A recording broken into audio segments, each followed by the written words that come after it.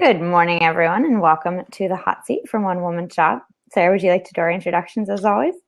Sure thing. So we are Christina and Sarah. I'm Sarah from One Woman Shop, which is a community and resource hub for female solo business owners. And this is our weekly show that we call the hot seat, where we kind of just choose a topic related to solopreneurship and blending work and life as a solopreneur, and we bring it into discussion here. So we're really excited about this week's. It kind of riffs on some of the topics we've been teasing at the last couple of weeks, I think, because this week was huge for us, and I'll let Christina share why. Yeah, so this was a huge week. We feel like this topic is very fitting because we are in exactly this place right now. So as you know, the topic is get comfortable with the chaos. And sometimes that chaos comes in the form of launching, which we did yesterday. So we launched the Solopreneur Sanity Handbook, freaking finally. It's been amazing to watch it go out in the world, get into the hands of our members, and get into the hands of the greater One Woman Shop community. So we're thrilled, and also dealing with chaos as can be expected. So we will be chit-chatting enough about that. And we both have our hair done today, which I feel like either one or the other usually. I know, right? This is amazing. And it's the first time I've done my hair in like a week and a half, and I'm looking, I'm like, wow, it's so long. I love it. So big moves today, guys. Even in launching, you can do your hair apparently. Yeah. No. So yeah, thanks to everybody for being here. And I think a lot of times it's us just kind of chatting, but we want to get this seat open today. So I see we have Sharon and Danielle and Julianne here. Definitely hop on and just give us a nudge when you're ready, because we want to hear your stories. And the question we'll be asking you is kind of if you have a story or an example that you want to share where you really had to embrace the chaos as a solopreneur, and how others can certainly relate to that. So we want to hear that. Christina, do you want to jump in with an example first? Oh, so many examples. So I actually was thinking, I was like, right now I'm kind of having to deal with the chaos. So I mentioned, I think on our last hot seat, that I have been traveling a lot. So I left Guatemala the 23rd of December, and it is now late January. So I haven't been back home in a month. I went to Mexico with my mom, stayed in a hostel, and now I'm in then I went to Virginia, and now I'm in North Carolina. And so for me, that's life chaos, but then it's also business chaos, because I'm always like, well, the bad Wi-Fi is in Guatemala, but bad Wi-Fi is actually universal. So finding great Wi-Fi, finding private, quiet places to do these recordings is a challenge. And so those are moments in my life where I'm like, this is chaotic, but I'm doing my best. And so I have to embrace the chaos. And so I know you and I wrote really similar things on our notes, so I'm curious about your story, and then we can kind of tie it back to the thing that we both say to ourselves. Yeah. So mine's really been kind of overarching throughout the whole journey of being a freelancer while working full-time, and then transitioning to full-time solopreneurship. It wasn't until, honestly, we wrote the Solopreneur Sanity Handbook, and I realized that we can apply every scenario and every solution to ourselves, and that we came out with this really strong idea of embracing the chaos and getting comfortable with the chaos, which seems so paradoxical. At that moment, I was like, this is it. I mean, this is the thing I needed to realize, that nothing is ever going to slow down. We see this every time we launch something for One Woman Shop, where it just feels like all four hands here, are on deck, just really, really, really pushing to get something huge done. And we're always like, we'll focus on that when this is done. And we'll get to that next thing when this is done. And there's always that feeling of, once this is done, like, oh, we're going to feel so great. But then we finish and we're just on to the next thing. And we also feel great. I think it's simultaneous. Absolutely. There's definitely celebration. We feel fantastic right now, but it's still that feeling of, we don't want to stop. Right. We really actually do want to start on the next thing and keep that forward momentum.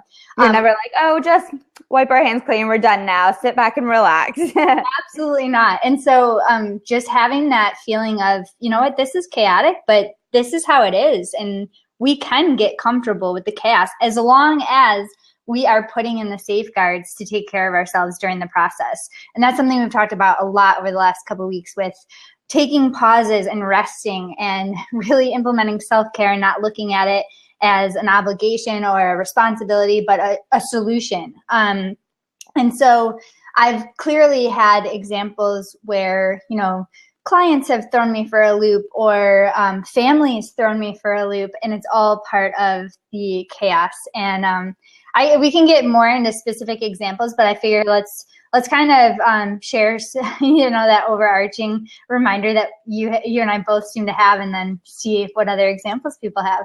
Yeah, well, so we phrase it a little bit differently, each of us. So I'm curious to see what you say to yourself in these moments of crazy chaos. Yeah, so the reminder that I wrote down, I actually heard on a Michael Hyatt podcast, and I've mentioned this before, and it's not revolutionary by any means, but it's you wake up in the morning and you think, man, I have to write that ebook, I have to finish that client project, I have to jump on that call. Reframing it as I get to do this, and realizing that it's really up to you. And I really am trying not to steal what you wrote down there, Christina. No, it's exactly what I mean is you choose this. And when I can get up in the morning and say to myself, I get to pound out this ebook in the next 4 hours so that I can take the afternoon off, all of a sudden I'm way more grateful than anything. And recognizing that it's the choice I made is so powerful in maintaining my sanity and embracing the chaos and understanding that I'm in this for a reason, and I'm going to get through it. Yeah. Well, I was going to say, when we're sitting Monday night at 10 p.m. and Sarah and I are like finishing up all those little details that just happened, they pop up. You're like, we're done. Out of wine. Wait, we're not done. Oh yeah, with wine, obviously. You sit there and you're like, I chose this. Like, I chose to run a business. I chose to launch this product. I chose to travel in the time I knew that I was launching this product. And so all those things are like taking your responsibility for the decisions you make. Mm-hmm. And I just think it, again, like you said, it makes you more grateful about the opportunities you have. Also, funny story about us celebrating. So we do, take time to celebrate. So we were trying to high five, and instead of high five, we like to high five through the screen. But I go and I punch the light right above me. So I almost broke a light right before our launch, but I didn't. Thank goodness. And it would have been worth it if it did happen. Not for my sister's house. But so I was thinking a lot about this, obviously, this morning, and I feel like one huge takeaway about getting comfortable with the chaos is you can mitigate chaos, but you cannot eliminate chaos. And so I feel like that should be a tweetable if we were Marie Forleo. But another, I think, really important message is, it sounds really counterintuitive, but you can see patterns in chaos. And so I think it's really important in your own life and in your own business to see the patterns so that you can do what you can do to mitigate. So taking it to our business, we had these conversations just kind of come out of nowhere. We're like, oh, that's a pattern. So we noticed that in any given time, we're in one of three modes of business. We're in maintenance mode, we're in creation mode, or we're in launch mode. And so once we identified these three modes of business, we started seeing, okay, well, what does launch mode look like? Launch mode looks like popcorn, wine, probably some late nights. It involves a lot of customer service emails about technical difficulties. There's just all these different factors. I don't know, what else you identify as being part of launch mode? Not showering, probably. Not having your hair done, usually. Not having your hair done. Yeah, so all these things that you associate with launch mode. And then you can start to be like, okay, well, I could probably eliminate maybe 50% of the late nights. But I might not be able to completely eliminate all of the late nights because it just might not be feasible. But you start to see, and then I think being able to see makes you more comfortable with it. Yeah. So yeah, absolutely. And that's, I think, something that we really are trying to get across with Solopreneur Sanity is it isn't this end goal that you're just suddenly going to feel sane and it's going to be this feeling that is just perpetually there, because it's truly not possible. So it really is about putting the things in place that will help you reach it in an easier way on a more consistent level. but not necessarily saying that it's something you can achieve full time. And I love Julianne's comment about managing your expectations, because, you know, we're going to talk about Rising Strong soon, but one of the things Brene Brown talks about in Rising Strong is how oftentimes we come into situations with expectations, and everybody comes in with their own set of expectations, and that's what causes the problem. Well, in this case, it's just us, and we do have the control to come into a situation with realistic expectations. So I love that you brought that up, Julianne, but we'd also like to have you tell us what you mean by that if you want to jump in. Opening that secret No pressure. But yeah, I also wrote down that when you look at kind of your sanity and when you look at this chaos thing, being an observer of it, it doesn't, like we said, it doesn't eliminate it. But so I always refer back to the power of now. In the power of now, he talks about kind of like watching your thought process. And it doesn't mean the thought process isn't going to happen, but it means that you're slightly removed enough from it to be like, what's going on down there? Oh, I see what you did there, Christina. Like, I see that little weird thought process that just happened. Okay, now I know that's happening, and I can like maybe next time not be so weird and and step back. So yeah, that's a big perk of getting comfortable with the chaos. Yeah, and preparing those scripts so that when stuff comes up, you're ready to respond is really important. I think we all have internal dialogues going on a pretty regular basis when you spend quite a bit of time by yourself. Yeah. Well, while we wait for Julianne to hopefully pop in, I'll share another little story where I was like, this is the epitome of chaos running a business while being a digital nomad.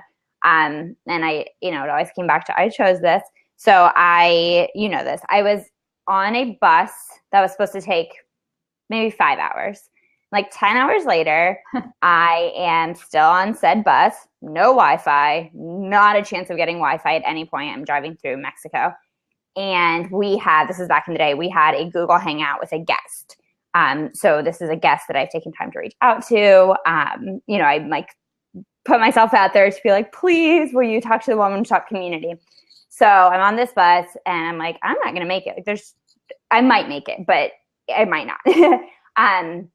And so that was such an important moment for me to be like, I can sit here and obsess the entire rest of the bus trip, or I can listen to my podcast, I can eat my snack, I can chat with the people around me. And I actually did end up making it with a few minutes to spare. But I was like, if this happens, my solution will be, I'll apologize to the One Woman Shop community, I'll apologize profusely to the woman, and then I will get over it. Because feeling horribly guilty when I could have not traveled that day, but when I realistically made the best decision I could given the circumstances, there ain't shit you can do after that. So exactly. Understanding that we only have so much control, for sure. Yeah. Yeah, and we should make it clear that anybody can grab a seat. I don't want to make it seem like we're giving exclusive invitation. So feel free to jump in if you'd like. Yeah, it's funny because clearly our examples are pretty different, even though so many of them are actually similar in so many ways. But for me, it's not the chaos of moving around. It's the chaos of being at home. And that sounds so silly, but there are some days where it's actually tough to focus and get my stuff done because I'm so distracted by everything going on at home. If my husband happens to be home for a minute, all bets are off. He's just so distracting, right? If the laundry needs to be done, if we have people drop by the house all the time for the most random stuff. I think Christina can attest to that. Yeah. It's just a revolving door. And I don't even have kids. That's the amazing part. So every time this is happening, I'm just like, Sarah, just imagine. So for me, it's actually the chaos of being in one place that's not necessarily designated for work. I have an office space, but I'm still at home. And so it takes the control of saying, when I'm here, I'm working and building the environment to make that happen, but being okay when those things pop up. And, I've learned to actually just work laundry into my day because I'm just like, it's going to bother me no matter what. It's not going to go away. And it's such a small thing, but it's like, okay, on Mondays and Wednesdays, I'll throw a little laundry in, no problem. But yeah, so it doesn't have to be some grand scale thing that really throws your game off. It's the little day-to-day stuff that pops up. Absolutely.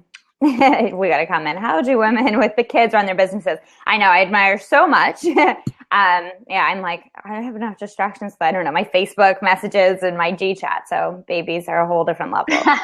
Lots of mad respect for the moms out there. Seriously. And so I'm curious. I really like to talk about this whole modes of business thing, as you know, Sarah. But so I'm curious if the other modes of business, which for us, again, we've identified as maintenance, creation, and launching. So maybe we can talk a little bit about the creation mode, because we obviously just went through that as well, and the kinds of chaos that pop up there and how we address that. Yeah. So I think the glaring example is that point in the creation mode where you just feel like everything you are working on is, for lack of a better term, shit. And that's a really fun part of the creation mode. So Christina shared a really fun graphic a while back that was the thought processes you go through as you're creating something, and you pretty much very fast. It's very fast. You go from, I'm so excited about this is awesome, to this is shit, I am shit, oh wait, this is the best thing ever. Like it's this constant cycle, and it might happen more than once in the process. Right. Oh, it definitely happened more than once. I was like, I already been in this phase. Like, how am I here again? Yeah. And that's a huge part of creation, is understanding that there are going to be days where you're just not psyched about what you're creating, or you're really doubting it. But knowing that, oh my God, I have Annie in my head. The sun will come up tomorrow. I'm so sorry. I'm so sorry. Please. Maybe okay, well, every day I get Justin Bieber stuck in your head, so it's only fair for you to get Annie stuck in my head. Yeah, you're right. Well, I was going to say also that sometimes, like, I often don't even look at Pinterest often because it's so overwhelming, and I'm like, there's so many quotes that, are they actually going to make a difference in my life? But I think it's funny because when I think of that meme or that, that graphic of the creation process, I refer back to it a lot in my head, and I'm like, this is normal. And it's, again, going back to the idea of, you can watch your emotions, you can still feel them, but once you have that kind of slightly more rational perspective, it really helps you not get completely and utterly sucked up in the chaos. And so I don't know, I think that's my meme. That's my meme for I'm like, this is content creation mode. And I feel better because I know that other people go through it. So absolutely, part of why we have a community, so we can share these things. And we wrote up, your solopreneur when, and it's just these like crazy examples of, you're a little bit nuts, but we love you and we're the same way. And there's a whole community of people just like you. Yes. What else happened in the creation of Solopreneur Sanity, or anything we've created, that really threw us for a loop and gave us some chaos? Oh, how about the comparison trap? Such a wide topic. Which part of it? Well, for me, it's every time I'm creating something, the comparison trap is for sure going to creep in and give me chaos, basically. That chaotic thought of, is what I'm doing right? Is it good enough? Is it going to be better than, or at least as good as the other stuff I'm seeing? Is anybody going to buy it? So looking at what other people are doing can certainly get you into that chaotic state. Yeah, and I would say for me, one of the biggest elements with content creation is that causes me chaos. Got to loop it back to that chaos term. When I look at a work in progress or a finished product, and I'm like, people are going to look at this and think it's the stupidest thing ever because they know it all. And then I also look at it, and at the exact same time, I'm like, everyone's going to look at this and be like, I don't even get what they're saying. It's too high level. Like, how is this actually usable and actionable? So getting comfortable with that, well, I'm hitting someone. Someone's going to understand this. And I love what you said the other day. I never heard you say this before, but create your product for one person. Direct it towards one person, because then you can speak to them and you're not having to worry about what the whole entire world is thinking or feeling about your product. So yeah, that's been crucial for me. Trying not to create for everybody, and having one person in mind that can benefit from it. So it really, two people. in our case, we have 2 people who can benefit from it at least. As we saw while we were creating it. Yes. Something that helped us get out of the chaos was certainly putting the Solopreneur Sanity principles to use while we were creating it. This is true. And then just our third mode of business, I think is also really interesting, which is basically maintenance mode. And I think maintenance mode takes 2 forms. There's like real maintenance, and then there's we're taking a break in between Christmas and New Year's, and this is like bare minimum maintenance. And so I think that also, it sounds easy, but I think there's also that level of having to get comfortable with the lack. Maybe it's a lack of chaos because you're not doing anything, but getting comfortable with resting in the valley. Yeah, that's what and I was going to say, it's actually, I feel the most uncomfortable in maintenance mode, because even though we might be doing less and there might be less stress, it feels like we're not doing enough. It feels like we're not moving forward. And that actually makes us really uncomfortable. So understand. Sometimes I'm too busy like drinking coffee at a coffee shop to feel uncomfortable. But right. Sometimes the afternoon nap feels way too good. No, but it's definitely that feeling of, all right, I'm here and this, but it feels too slow. Like, why? But again, just like embracing those different points you get at during the content creation process of this is awesome, this is shit, it's embracing the fact that your business is going to go through those modes. You're going to be in launch mode, you're going to be in creation mode, and you're going to be in maintenance mode. Yeah. And so we've actually posted on the site, we had a guest post a while back, and so we'll link in the show notes, but it is the 7 things to do when business is slow. And so it's, this is the perfect time to build more relationships and do some cold email outreach.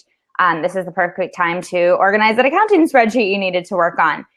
But then there's also the next level of sometimes you don't want to do the things that are just sitting there. Sometimes you do want to take time off. Yeah. So we are going to open this seat right up. Yay. Hey. Good morning. Hello. Yeah. Okay. So I decided to call in because this is. Oh no. Oh. You're cutting in and out a bit. Oh, God, I really want to hear what you have. Sounded so insightful. She looks so assertive. I'm gonna kick you. Yeah. Oh, I didn't even have to kick her out. All right. Well, we'll hope that Julian can jump back on. That's so strange. Have a ghost. The blood ghost. Right? This is like it. And we'll give it another minute. See if Julian. And so if anyone has any comments, and again, it doesn't have to be, you don't have to hop into the scene, you don't have to ask questions about or tell us your story about how you've successfully embraced chaos. It can be, I have not embraced chaos and that's my problem. And then we can chit chat about that because it's something we're pretty passionate about. Even so passionate that we put it as our wallpaper on both of our computers. I think actually right now it lives on every device except my phone, only because my niece would just be so distraught if she saw that she wasn't on there anymore. Well, my desktop computer, my laptop computer, and my iPad all have get comfortable with the chaos because it is just so helpful. It's so pretty. I never see my desktop, so I only see it not very often, but I'm typing the link in the chat there, and it's on our freebies page, which is onewomanshop.com/freebies. There's a bunch of wallpapers there. They're all very pretty. And so Julian, super great reminders when you do close all those windows and tabs. Okay, can you hear me? Oh yeah. Okay, so this is it's like real life happening right now, people. Okay, so I was upstairs in a spare bedroom at my parents' house that has crappy Wi-Fi that comes in and out. And I'm here because my dad watches the baby a couple days a week for me. He's a firefighter, so his schedule, sometimes he works overnight and whatever, right? It changes. Mm-hmm. So when he can, he watches the baby. And, it's like sitting like crisscross applesauce on the bed trying to get work done, you know what I mean? But it's like the quietest place. And I can hit a better, flow than I can on days when I'm home alone with the kid. So it kind of just the, how do you work with kids thing. I think that it is managing my expectations. I get way more frustrated on those days where I like expect, just sleep all day, kid, and leave me alone, please, because I have to get this done. If I'm feeling stressed out, if I just accept that I don't hit that 12-hour flow thing that we all love on the days when I don't have childcare, then it just goes smoother. Do you know what I mean? It's just about expecting there's going to be interruptions, and then it's not as frustrating after that. I think that's what I've learned from the short person who's moved into my house. Yeah. So congrats to Julianne. A little midget. Just became a parent. Yeah. No, and that's such a good point, because even, when I'm traveling, it's that same thing where if I expect to wake up in the morning and get 3 hours of work done before, Pete and I or whoever I'm with start exploring, I'm really upset if I don't get those 3 solid hours. Mm-hmm. But if I just say, okay, if I have time in the morning, here are 3 things I could be working on. And if that time doesn't show up, then oh well. The day goes so much better.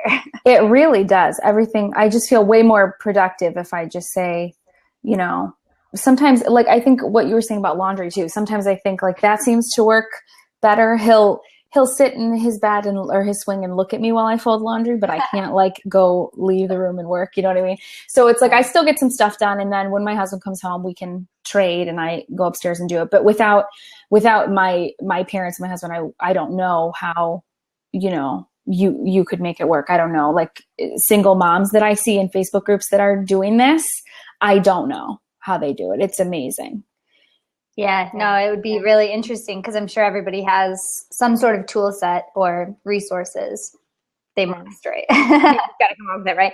Well, so I'm curious. Okay, so I'm curious. A question for both of you: how do you strike the balance between saying I'm going to lower my expectations and what happens, what gets done, and saying, for example, I'm going to the gym today because that is what I do on Mondays, and I'm not going to make excuses.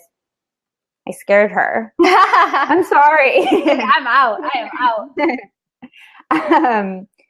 Okay, well, I'll keep asking. Saying, I'm going to do this thing because that has to get done. And if I make excuses, it's not going to get done. I'm not saying at all you guys are making excuses. But so how do you find that balancing act? Well, I think so we would have 2 very different answers here, because Julianne has a baby that's relying on her to be there and has no choice. If she wants to get to the gym but the baby needs her, she can't just leave the baby, right? Whereas I can walk away from the laundry because, I'm not gonna, the laundry's gonna be okay if I walk away. But really for me, it's on a normal basis, I do set those expectations. I want to get up on a Wednesday, and if I'm getting up at 5:30, I want to have 4 solid hours of work before I crash at 9:30 for a bit. So it's not so much on a daily basis in my normal atmosphere. It's more about when I have a Saturday where I'm like, I'm going to get some work done, but Pete has different plans for our Saturday, making sure that we're on the same page that, yes, I do want to do X, Y, Z, but I plan to get 2 hours of work done. If I don't communicate those expectations, then it's just a free for all. And then I'm upset as if he knew that that's what I wanted to get done. And they should know. Right. The same with traveling when I'm with friends. When I was in New Jersey last weekend, I really wanted to be proofing the Solopreneur Sanity Handbook. Who doesn't? Right. I so badly wanted to be reading it. And it was, it's just the case of I didn't tell my friends that I wanted to do that. And so when they got up and they were ready to go, I had to bite my tongue and be like, we're just going to go because I'm here and I'm going to enjoy it, Right. So understanding that it's a lot about communicating the expectations you do have and then being reasonable and flexible with them. Reasonable and flexible. I feel like that's another tweetable. So yeah, no, I was going to say my rule, which is like so silly, but I say it anyway. For the gym, for example, my reference every single blab. I always go when I say I'm going to go. Unless I really, really don't want to, and then I don't. And so it sounds like it's like that doesn't make any sense. But it's like you commit to these things and you do everything in your power. And if it's really not happening, there's probably a reason. And so knowing yourself well enough and knowing your circumstances well enough to be able to say, you know what, today's not the day. I don't feel well. I'm exhausted. This baby takes priority. This laundry's calling my name, yelling out for me. But yeah, I think it's life is a balancing act between you follow through on what you say and then you also stay flexible. So Yeah, and a lot of that, what you just said, is recognizing when you are making excuses versus when you really, really, really just can't do something or don't want to do something, and that's okay. And that's a perfect, the gym is just so perfect for this, because I was on the treadmill this morning. We're doing a circuit workout with these mini runs in between. I'm on the treadmill and I'm like, oh, I just can't go any farther. And I'm like, no, I'm just telling myself that because I'm still going and I'm going to make it another minute. I'm just telling myself that. But I easily could have just shut off the treadmill and got off at that minute. In that case, it was easy to say, I'm just making excuses. And I've definitely done that with work too, where it's like, I can't work anymore. Nope, I'm just making excuses. But then there are the times where it's very clear, and I know you see this even in our calls, where it's like, yeah, we both need a break, or at least Sarah definitely needs a snack. Yeah, right. Yeah. Okay, you know what? Let's both take a little 5-minute and we'll be back. And then we come back and we're like, our voices are different and we're like, okay. Yeah. And it's good to go. Actually, how stubborn you can be when you're just like, no, I'm just going to power through. I'm going to get through this chaos and I'm just going to make it better. And sometimes you just kind of walk away as hard as it is. Shut that shit down and walk away. Yeah. Well, it looks like we're not getting our Julianne back today because of Wi-Fi issues, which is part of getting comfortable with the chaos. That darn Wi-Fi.